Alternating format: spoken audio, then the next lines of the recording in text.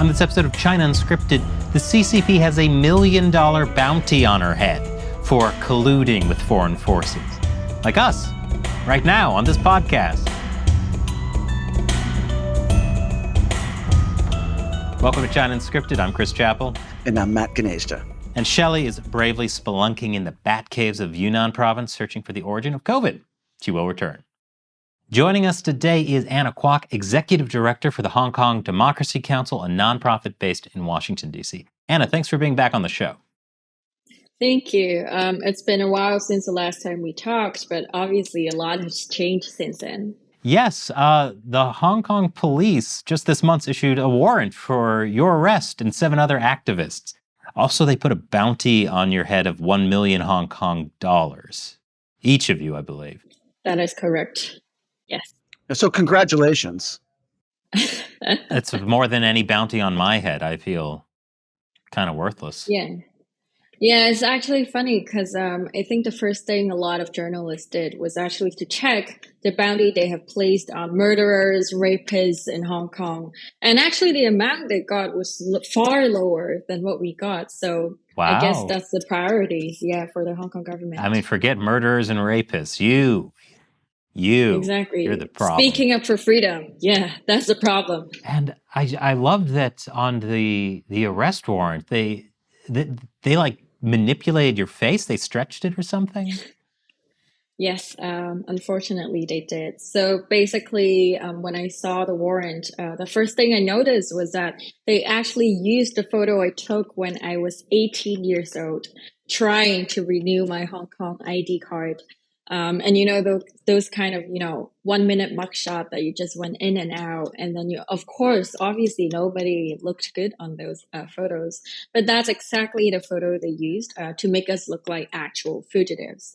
And I saw that they actually widened the photo a bit, which actually was hilarious to me. I don't know what their intention was, but obviously they picked the worst photo they could ever find for every single one of us.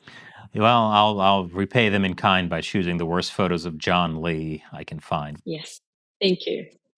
So are you worried about having this arrest warrant out? Are you doing stuff to protect yourself? What does somebody do when a government is trying to arrest you? Actually, I mean, of course, I do have some concerns and worries about my safety and security, even though I'm in the United States, because it's not unheard of that dictatorship regime would just try to pursue someone and arrest someone and nab someone, even when they're overseas. And that's what, the Chinese government has been trying to do when they try to do transnational repression. But then for security purpose, I mean, I cannot disclose too many details, but obviously, the usual kind of precautions that Hong Kongers have gotten used to since 2019 would be something I would adopt. For example, being aware of if anyone is following me, stalking me. And I've also heard of, other human rights folks, colleagues in the DC area who got stalked, who got their photos taken on the streets and things like that. So if that happened, obviously I would tell, government officials, authorities that I'm in touch with and see if there are things that, they can do. But at the same time, I do want to stress that even though right now there are very real security concerns for me, in the past few years, we have seen this pattern of actually anonymous protesters, community organizers who don't get that much of a public voice, getting, harassed more frequently than a lot of the public figures did, just because, the Chinese government knew these people don't really, exactly have the platform or the authorities who can help them.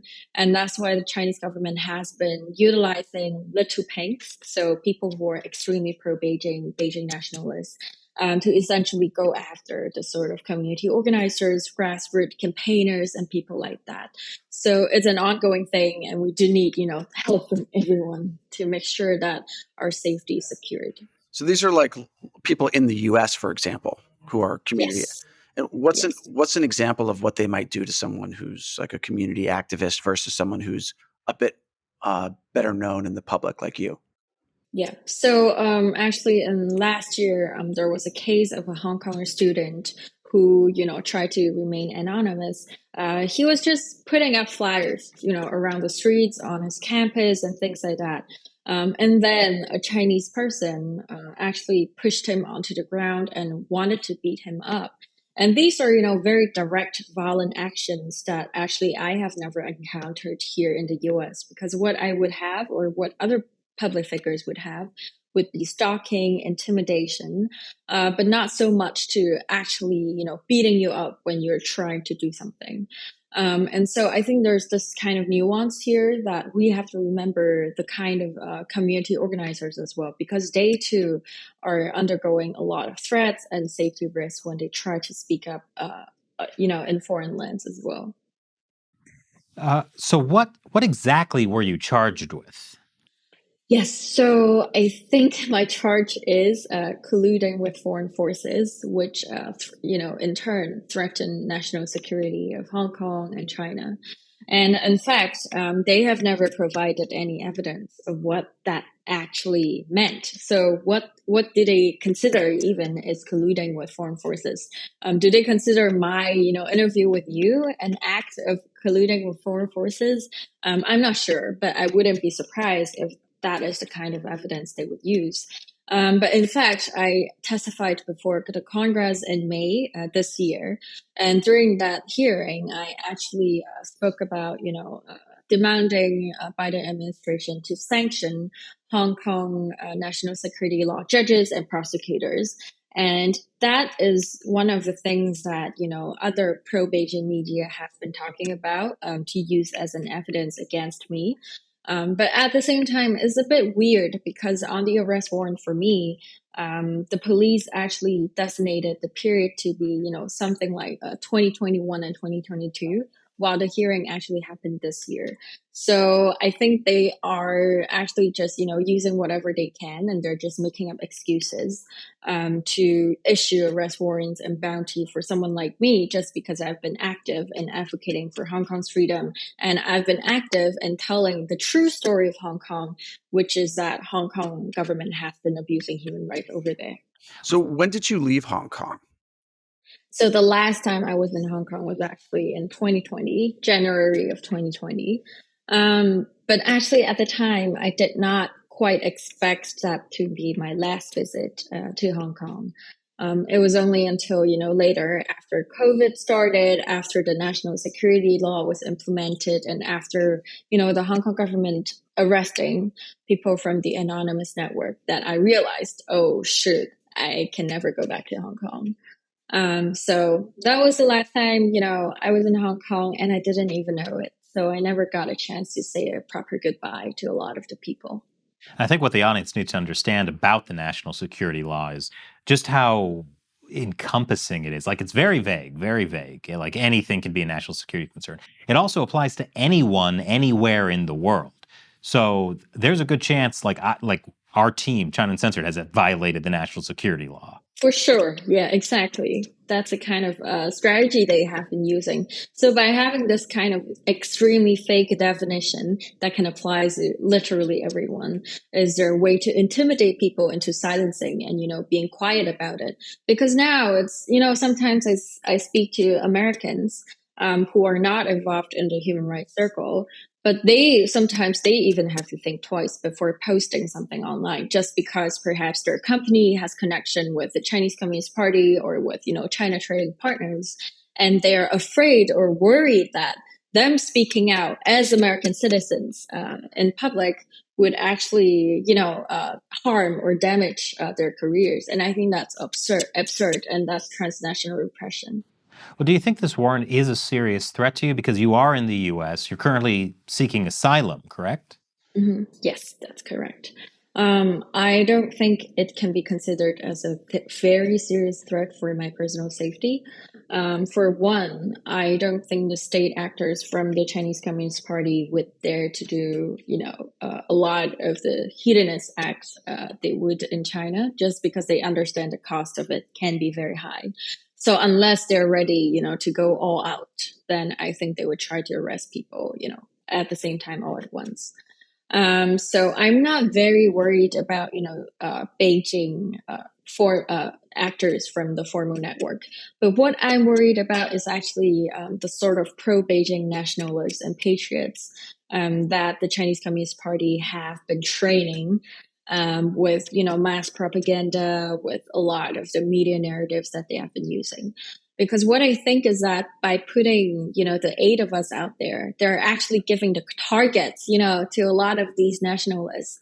So when they think about, who are the people that should be blamed for whatever is happening in Hong Kong or in China, then our names would come up. And obviously they can go, miles to pursue someone like us just to vent their anger.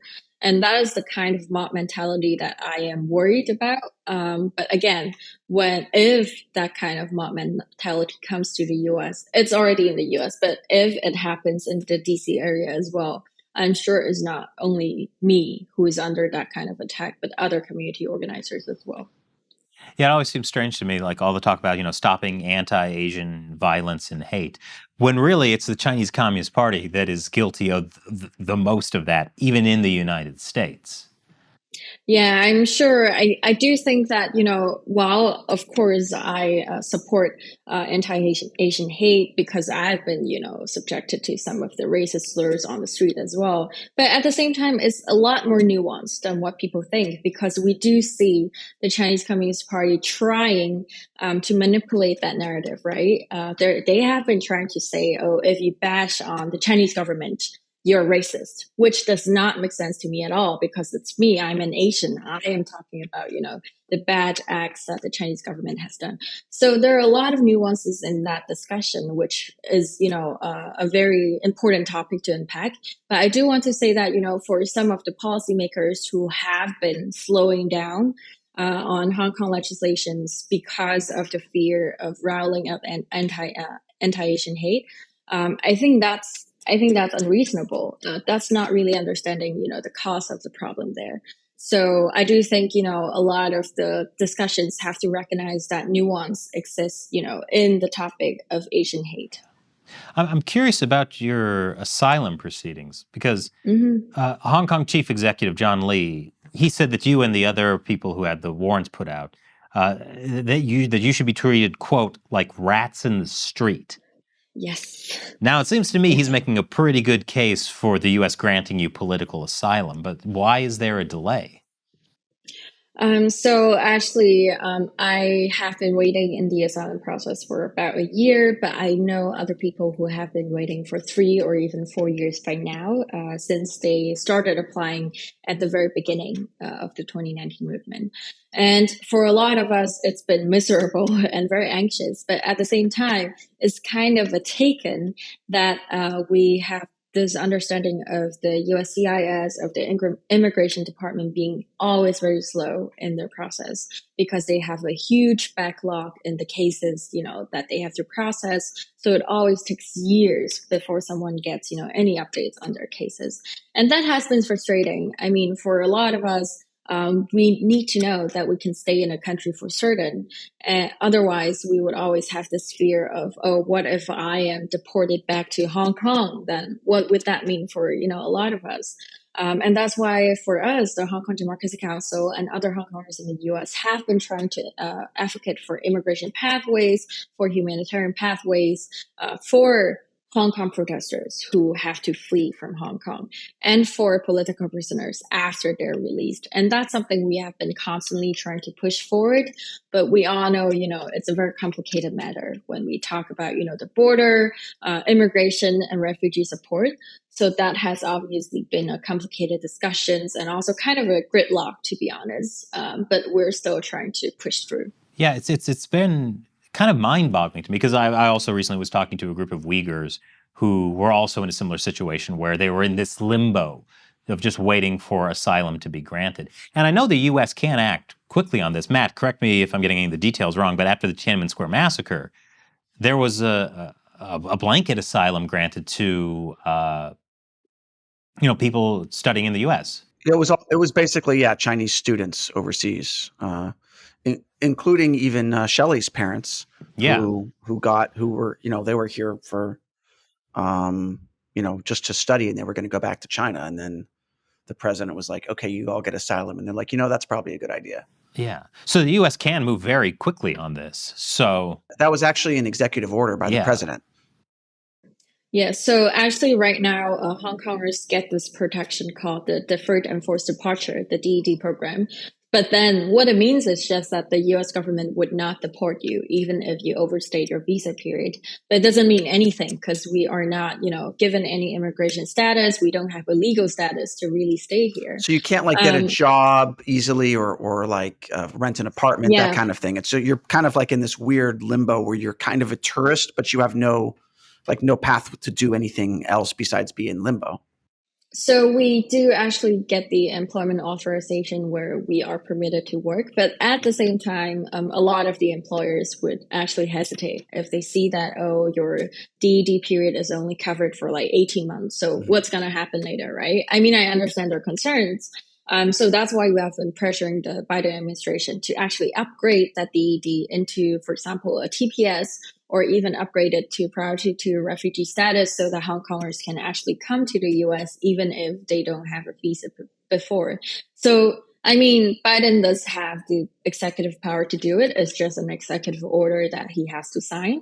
But Congress also has the power to make it into law. So we have been pressuring both sides, but both sides have been moving slow and both sides have been, giving us a lot of reasons as to why this cannot be passed. Yeah, this is something I've been very frustrated with recently, how the Biden administration, like the recent trip by Secretary of State Blinken and Treasury Secretary Janet Yellen to China, where Janet Yellen was actually bowing to her Chinese counterpart. It seems like the Biden administration hesitates to do anything that would really risk upsetting the Chinese Communist Party, like granting asylum to Hong Kong dissidents like yourself. Are you worried that what the administration, and as you point out, Congress has a role in this too, that there is this current in U.S. society and U.S. politician in government to want to work something out with the Chinese Communist Party, to do some kind of appeasement, to normalize relations with China? Yeah, I mean, there has been a lot of anxiety recently in DC precisely because of this matter. I think after the spy balloon, we have seen a general backsliding from the Biden administration in the way it deals with the Chinese government.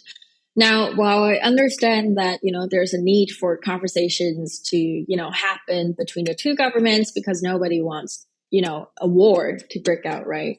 But at the same time, we have been saying that if you do engage with them, raise the human rights issues, raise the genocide that's happening to millions of Uyghurs, raise the boarding school that's in Tibet that has been locking up students to erase their culture, and raise the political prisoners in Hong Kong. Talk about these issues if you have to meet with the Chinese government, and actually leverage the kind of demands the Chinese government has on you, and ask them to fulfill human rights requirements before you actually proceed with cooperating with them. So these are some demands that have been coming out, really strongly from the human rights circle in DC. But again, a lot of these have felt on deaf ears. We are not seeing very positive developments. And even actually this November, there's the APEC meeting, the Asia Pacific Economic Coordination meeting that is going to happen in San Francisco. Because this year, U.S. is the host country, and the Hong Kong government is actually one of the members of APEC. And of course, the Hong Kong government has been saying that John Lee should be invited. John Lee, the chief executive of Hong Kong. But then he was sanctioned by the U.S. government in 2020 for all he did during the protests. And the government is still, the U.S. government is still considering inviting John Lee to set foot in America just for him to join the APEC meeting. For me, that's absurd and ridiculous because he has been sanctioned. And what sanctioning means is that he cannot set foot in the United States, right? So if you're going to grant a sanction waiver to someone like John Lee, I would imagine all the dictators, clapping their hands and, cheering each other in champagne when they hear the news because it means that sanctions are useless. So that's something, the Bar John Lee campaign is something we have been working on as well. And it makes me even more furious to see that, now with the bounty on my head, the bounty actually given by John Lee the Biden administration still hasn't come out to say anything about the APEC meeting. So we really need a very strong no to John Lee's potential entry into the US to make me feel safe in this country. But have you considered that maybe if the U.S. government continues to kowtow to the CCP, then eventually the CCP will decide to do the right thing and give the U.S. everything it wants? Of course not. I think in the case of Hong Kong, we have seen very clearly that the Chinese government is good at, making deals that they would never fulfill. So the Hong Kong's you mean like one 50 country, years, no change?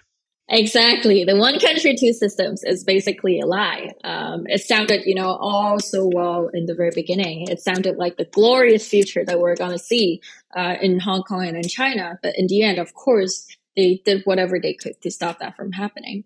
And that is going to be the same for any countries who try to deal with China. China is just gonna, walk back on the deals they have made, and they wouldn't think for a second even that, oh, I'm betraying a deal. No, they don't work that way. They just see what they need, and they just get what they want, with whatever tricks they have in their bags. Yeah, it seems like the Chinese Communist Party is like, rather than the U.S. using like these things to pressure the Chinese Communist Party, the Communist Party is saying, look, if you want to talk with us, don't talk about anything, don't do anything that'll make us mad. And it seems like that is kind of what the Biden administration is doing. Yeah, it's been pretty frustrating. So actually one of my goals is to make sure that, between this dance between the DC circle and the Beijing circle, I do want to make sure that the US does know they have the power to actually direct and dominate this, ongoing back and forth between the two countries. It doesn't have to be set and led by Beijing. It can be led by DC. Well, and as you mentioned, Congress also has a lot of power too. Do you see any more movement there within Congress? Do you think you could get Congress to take action that the executive branch of the U.S. government doesn't want to take? Actually, just yesterday, there was a movement of a bill on the Hong Kong Economic and Trade offices operating here in the United States. So what the bill is about is that right now in the U.S., there are 3 offices from the Hong Kong government, one in San Francisco, one in New York, and one in Washington, D.C. So these offices, in the name of for trading and economic benefits, actually do a lot of propaganda work, and also try to build a lot of network for the Hong Kong government, and de facto that's Beijing, right? So this bill actually asks both the president and the Congress to review the sort of privileges and standing of these offices.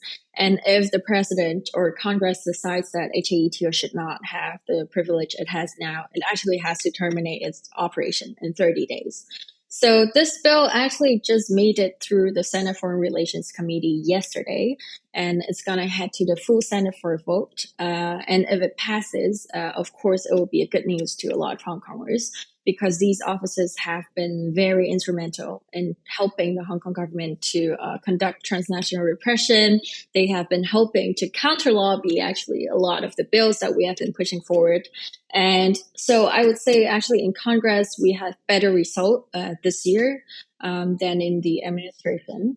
And that's still something, we're still trying to push through. But the CECC, the Congressional Executive Committee in China, has been doing a lot of good work, as well as the Select Committee on China led by Chairman Gallagher. So these are new allies that we have. And obviously, I think we're very grateful for their work, and it has been going smoothly thus far. Mm-hmm.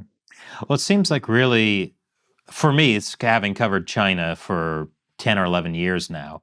I think it was the sort of back-to-back, what happened in Hong Kong, COVID, and then the spy balloon for some reason, is really changed how a lot of Americans felt about China, and, made the situation in Hong Kong come to light for them. Have you noticed the impact of that? Yeah, I actually have, because I first came to the United States in 2016 as, a student studying in college. And at the time when I introduced myself to a lot of my American classmates, and of course I said, oh, I'm from Hong Kong. some of them would be like, oh, it's Hong Kong, a city in Japan or Singapore or something like that. But now I'm sure that impression has changed a lot. People know where Hong Kong is, and people understand Hong Kong as this example of the Chinese Communist Party's authoritarian expansion, and how China has been a bad actor really in a lot of the human rights issues. So I do see that trend happening, even though slowly, but still we have been making progress and we have been trying hard, and it's something I do see something with an ongoing impact for many years down the road. Well, this really is the thing. The Chinese Communist Party really is trying to silence and divide the community of activists that we were there in for the protests in 2019. We saw what the Hong Kong people, the community that they built. Can you tell us anything about how this sort of movement is continuing in the face of this kind of constant pressure and harassment, whether within Hong Kong itself or abroad, since many activists now have to live in exile?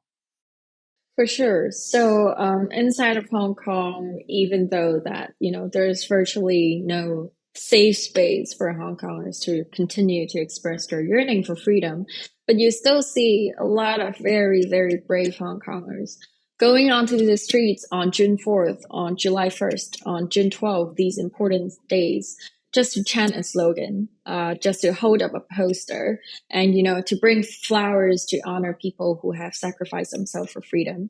And of course, once they have said something, or once they are on the streets, police would actually bring them away and arrest them in a matter of seconds. But these people, despite the dangers and the risks they have, they still went for it. And I think that just shows, how strong Hong Kongers are and how resilient Hong Kongers are, that we are not going to stop, at whatever cost. And the same goes for people who are outside of Hong Kong. Of course, in terms of, personal freedom, we have a lot more compared to those in Hong Kong. We don't get arrested, the minute we start speaking about anything on the streets. So at the same time, Hong Kongers who are outside do try to utilize that freedom of expression to keep advocating for Hong Kong. So for example, in the United States, we have a very strong Hong Konger diaspora here who has been, working together on, for example, the Bar Zhang Li campaign, the HAETO campaigns, to make things happen with policy changes. And the same goes for people in Canada, in the UK, in Australia, Japan, Taiwan, and Europe as well.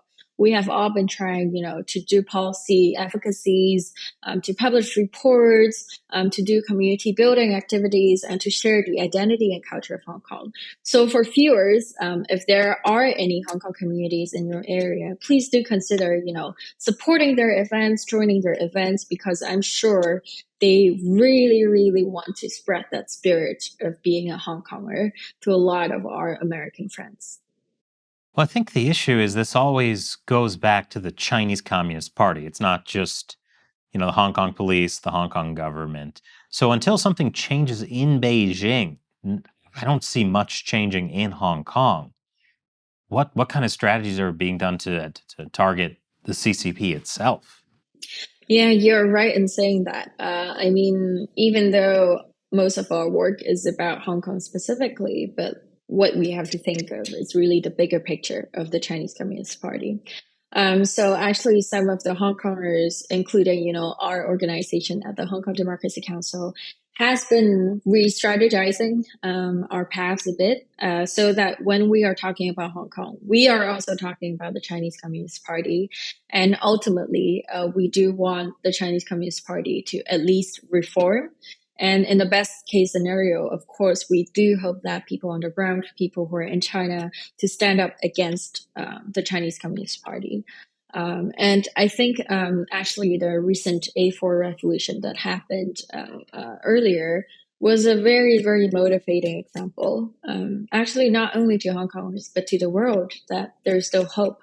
There's still hope for a party change, for a regime change, and there's still hope for a democracy in China. That has been, the hope for years from the world. And people hoped that Hong Kong could be the hub, to really change that. But I think after, so many years, we have all seen how that failed miserably. But that actually affirmed my belief that if you do want to see a regime change, it has to come from its own people. And by its own people, I do mean Chinese who live on mainland China, not, Hong Kongers who are in Hong Kong, Taiwanese who are in Taiwan, but Chinese who are in China. And I think the hope is on them now. Of course, we can still try to do, as much as we can outside of China. But ultimately, it's going to be a fight against the Chinese Communist Party. And those are the people that we need to empower and connect to eventually reach the true freedom and democracy. Yeah, I was really amazed at the impact those protests have. Viewers might know it more as the anti-COVID protests that happened at the end of last year, where you saw people actually calling for an end for the Chinese Communist Party and for Xi Jinping. And the impact those protests had everywhere was really, I was impressed by it. Even like a lot of the Chinese diaspora or students studying abroad, it kind of, I saw that it made this impact where it seemed like many people had been harboring these, like hatred for the Chinese Communist Party, but they didn't want to say anything because they didn't know how anyone else felt. And this was kind of the moment that people started to realize, oh, it's not just me. Yeah, and I also think it was, a very eye-opening experience for a lot of youngsters or teenagers or young adults in China as well. Because I think before the protest, they still had some kind of fantasy or hope that perhaps the Chinese Communist Party can one day be better at governing people. So, for example, even during the 2019 protests, I did receive a lot of messages from my Chinese classmates that, they would not support the protests of Hong Kongers. They thought Hong Kongers were unreasonable and Hong Kongers were violent, and a lot of, complaints and disagreements like that. But what's interesting was when the protests broke out in China, a lot of these, former classmates actually started messaging me, apologizing for what they have said to me in 2019. Wow. And saying that, they finally understood what Hong Kongers were fighting for. That was a very, very powerful moment for me and very memorable experience for me, because I thought, oh, wow, people can change, people's mindsets can be changed and people can really come to realize the reality that they're living in. And hopefully there would be more moments of, honesty and truth and revelation to a lot of the Chinese people who are inside of China, because they really do only have very limited information to the kind of society they're in. But still, I do see this as, a very long process. It may take decades, it may take generations, I don't know. But with Chinese nationals traveling more and more frequently, around the world, I think they're getting more exposed to the set of universal values and to the set of reality that is actually inside of China. And that's a positive development. That's a good way for them to see and start realizing actually something is wrong with China. Well, so what advice would you give to someone either in Hong Kong or mainland China who wants to do something but feels the pressure is just too overwhelming?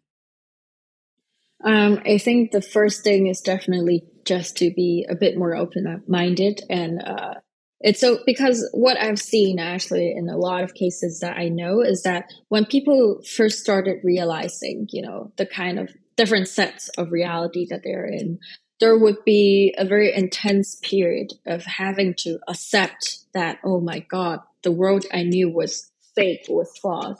And that was very depressing for a lot of people I knew. So I think, the first step is definitely to take care of the mental health. It's definitely a lot to take in. But then I think start, understanding more history, understanding the past events that have led one thing to the other, to understand the root cause of it. And then perhaps start, speaking to people around you, understanding if they have similar thoughts, and building networks. I think is very, very important, because what the Chinese Communist Party has always done is to break up trust between people. So network building is actually the thing that the CCP is the most afraid of. So it's important that people who are still, inside of China and inside of Hong Kong continue doing that, even though, they don't have to, just start a protest, tomorrow. It's not, I don't think that's something that we are expecting to see, but keeping that spirit alive and keeping that network active so that when the window of opportunity comes, we are able to seize that period to actually push for meaningful changes. I think that's the mindset and that's the spirit a lot of Hong Kongers are harboring right now. And that's the same, for people who are in regimes and when they cannot leave.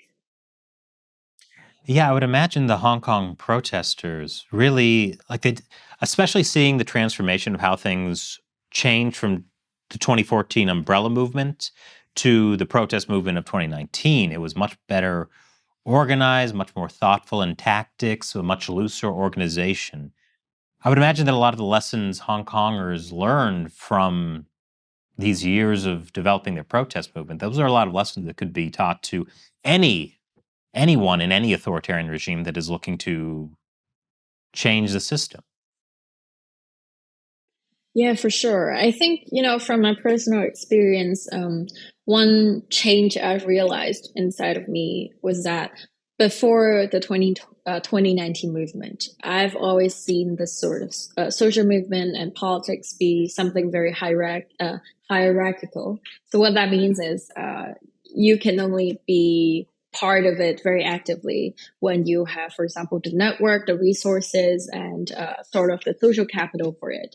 But the 2019 movement kind of changed that hierarchy, that anyone can step up to be a leader. Anyone can, start, any initiative. As long as it's a good idea, people would actually go behind it and support it. And that's a very positive and healthy development, in my opinion, because I think it's when this sort of participation and genuine participation happens that a movement can thrive. And people can also learn about, democracy in practice, actually, in the process. So I think for protest movements around the world, we really should think about, that sort of more decentralized organizing, the benefits of it, and how to lift up and empower more people, so that, we actually uplift someone from just being a participant to someone who can be an organizer as well. So I think this kind of things was, achieved quite successfully in 2019.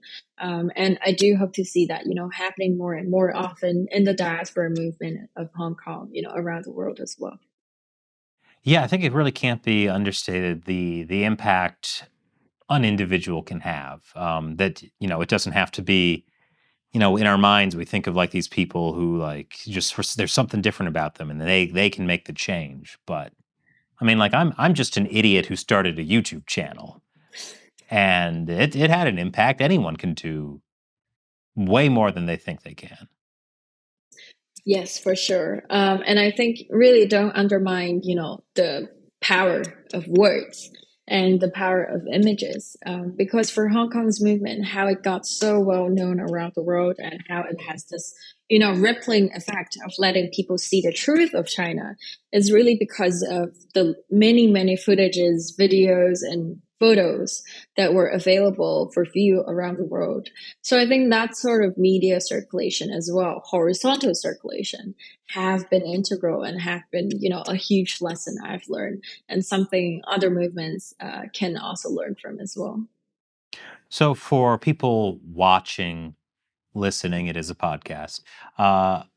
What can they do? Like someone in the United States, how can they help Hong Kongers get the government to do something? Yeah. So aside from, as I said earlier, joining Hong Kong community events and things like that, one very important thing is to please pick up your phone and call your representative and your senators for their support on Hong Kong legislations. So that includes the Hong Kong Economic and Trade Office Certification Act, and also other Hong Kong humanitarian pathways legislations that have been, in a stalemate for a long time. So these legislations are actually, very important to Hong Kongers because it's not only for the functionality of it, but also to reassure Hong Kongers that the United States and the international world has not forgotten about them, even though they have not been able to, mass protest for a long time. So these are some things I think a lot of the audience can do. And other than that, please also keep supporting our work at the Hong Kong Democracy Council. Any donation would make a difference for us. And of course, just help keep amplifying the messages we have been sending out to the world and the reports we have done, because we really do need everyone in this fight. We're fighting, the biggest, the largest, the most powerful authoritarian regime there is right now. And that's why we need the world to band together and to really stand up strong against them. And I'm wondering, on the Hong Kong Democracy Council website, is there like a page that like lists some of these actionable items? Like these are the bills that are in progress. Here are people you can call. Yes. So on our website of the Hong Kong Democracy Council, we do list out the legislative items that are active right now. You can feel free to take a look and see which one speaks to you the most, because there are several right now in Congress. And of course, you can also call your Congress member and just, tell them everyone and tell them to support each of them. So all the information is on there. And in the future, the Hong Kong community is also coming out with a new project and a new, kind of online service where you can just type your zip code and then we can have a template for you generated. And then you can just click send and have it directly sent to your Congress members as well. Oh, that's great. Yeah, that's something still in the works, but it's going to come out. Yeah. Matt, that gave me an idea. We should have a place on our website where we can have like actionable items for people to do. Like, here are the links to go to do something for Hong Kong or Uyghurs, or Falun Gong, or et cetera. Yeah, Anna, it's been a pleasure having you on today. It's, thrilling to talk to a wanted fugitive such as yourself. Got to say, I was a little tempted by the bounty, but I looked into the math. $1 million Hong Kong dollars isn't that much US. So it's still some money, but please, don't bring me back to China or Hong Kong. Yeah, they'd probably just arrest me too, and I wouldn't get the bounty anyway. Yes, that's true. Well, thanks. Keep up the good fight. Again, real quick, we'll include all the links below, but your Twitter account, the website for the Hong Kong Democracy Council, the things you'd like people to follow you on. Yeah, for sure. Thank you. So, all the social media, Twitter for Hong Kong Democracy Council, my personal Twitter, and our website. I think those would be good sources to start from. Thank you. Definitely. Well, hopefully we'll have you and all the other Hong Kong activists back on to talk about the day the CCP is overthrown and it's all good. Oh, yes. And hopefully we can do this interview in Hong Kong one day as well. Recently I played this game called Sleeping Dogs. It's set in Hong Kong. Oh, yeah. And I know which game it is. It got some nostalgia for me. I miss the roast goose. Yeah, it's a good game. And then I think the funniest thing is that when you get on a minibus on that game, you actually can hear, people talking on the minibus as well, the driver saying something. And that actually got me super nostalgic as well. Oh, yeah. I've been having fun playing that on our other channel, Gamers Unbeaten, but that's just a little plug for that. Yes, hopefully we can all meet in actual Hong Kong and not just a digital recreation of Hong Kong very soon. Yes. Thank you. Thanks, Anna. And thank you for watching. Once again, I'm Chris Chappell. And I'm Matt Ganesta. And we'll talk to you next time.